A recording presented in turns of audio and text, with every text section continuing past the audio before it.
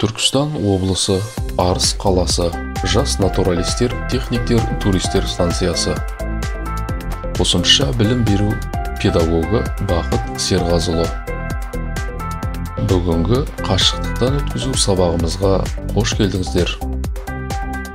Бүгінгі сабағымыздың тақырыбы туристік серуенді, жорықты, экскурсияны жасауға қажетті керек жарақтар мен құралдар.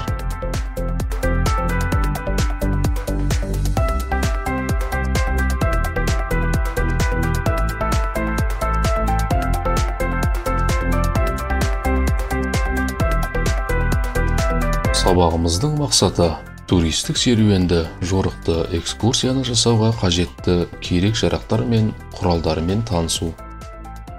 Сабағымыздың барысы оқушылармен туристік жорықтар өткізу кезіндегі қауіпсіздік ережелері. Тауға немесе орманға серуендеуге арналған жеке заттардың тізімі. Жорықтағы жеке және топтық туристік керек жарақтар. Оқушылармен туристік жорықтар өткізу кезіндегі қауіпсіздік ережелері. Қауіпсіздік ережелерін сақтау туристік топ мүшелеріне қойылатын басты талап. Апатты жағдайда және жарақат алуды болдырмау үшін туристік жорықтың әрбір мүшесі төмендегідей талаптарды орындауға міндетті. Туристік жорықтар кезінде апатты және жарақат жағдайларында міндетті түрде төмендегі ережелерді орындау керек.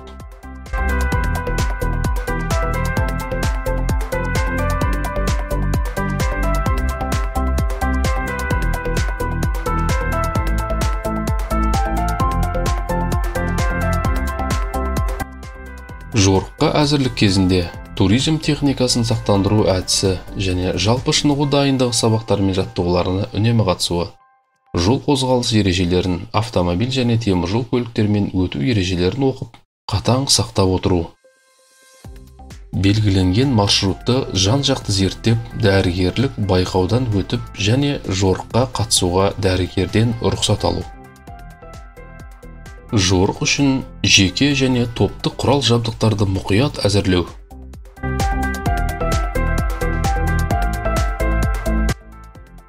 Топ жетекшінің өкімін қолдау, маршруттың апатсыз өтуіне мүмкіндік туғызатын тапсырмаларды шын көңілмен орындау. Топ қатарын тастап кетпей, қалып қоймай, қалып қойғандар болса, тез арада топ басшысына хабар беру. Лагердің аумағын топ басшысының рұқсатынсыз тастап кетпеу.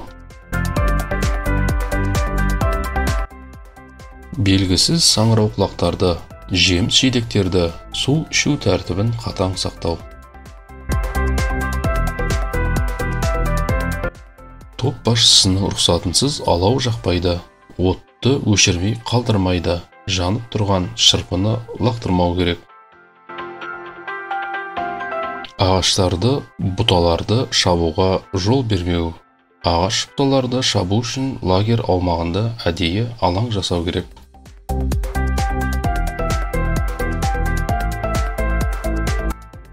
Сақтану және өзін-өзі сақтандыру ережелерін қатаң мұқият орындау.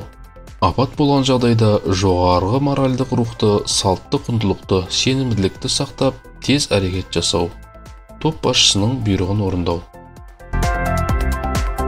Тауға немесе орманға серуендеуге арналған жеке заттардың тізімі. Құжаттар мен ақшалар дымқыл болмас үшін герметикалық қаптамада сақталуы тиіс.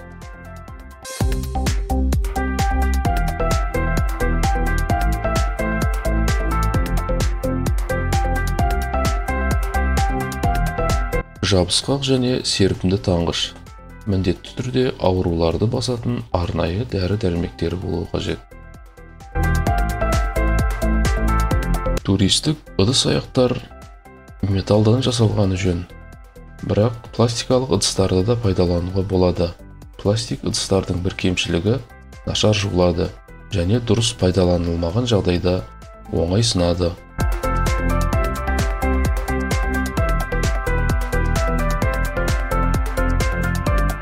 Маңдай шамы әр қатысушыда болғаны жөн, қараңғыда қозғалуды және қажетті заттарды іздеуді жеңілдетеді. Мысалы, дәретханаға бару, рюкзактардан қажетті заттарды алу және тағы басқа. Жеке гигиеналық заттар, мысалы түс щеткасы және пастасы, дымқыл және құрғақ майлықтар, сабын, сүлгі, дәретхана қағазы және тағы басқалары.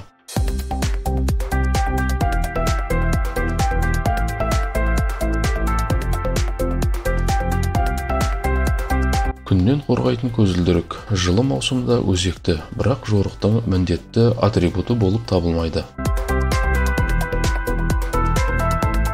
Ұялы телефон, камера және тағы басқа электрондық құрылғыларды сапарға шығар алдында қуаттаймыз және қажетсіз қоспаймыз.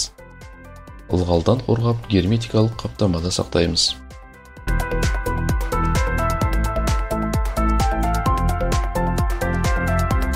Су ыдысы жаяу жүру кезінде өте қажет. Судың да сұрауы бар деген мақалды ұмытпай, ысырапшылдыққа жол бермеуіміз қажет.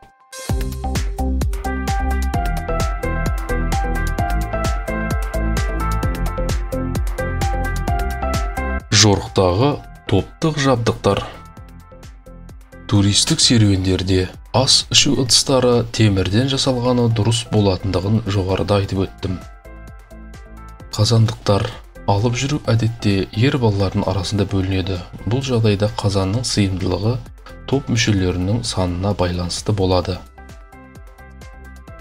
Қыздырғыш және газ баллондары жорықтың ерекшелігіне байланысты жабдықтардың тізімінде болмауы мүмкін. Көкөністерді турауға арналған тақта, қазандықтарды жууға арналған губка сияқты ұсақ түйектерді ұмытпағанымыз жөн. Ара, балта жорықтың ерекшелігіне байланысты жабдықтар тізімінде болмауы мүмкін. Сабағымызды қорытылай келе, жанып тұрған немесе отқа тамақ қойған кезде 100-150 метрдей жерде аулақта ойнау керек. Оттан тамақ алар кезде арнайы ілмек құралдарымен, ұзын сырық ағашпен алшақтау тұрып, немесе арнайы қолға қолғап киіп алу керек. Отта тұрған суды қайнағанын, қайнамағанын білу үшін саусағымызды тығып қарауға қатаң тыйым салынады. Сөнуге қалған алауды үрлеуге болмайды, себебі от лап етіп жанып, бетімізді күйдіріп алуымыз мүмкін.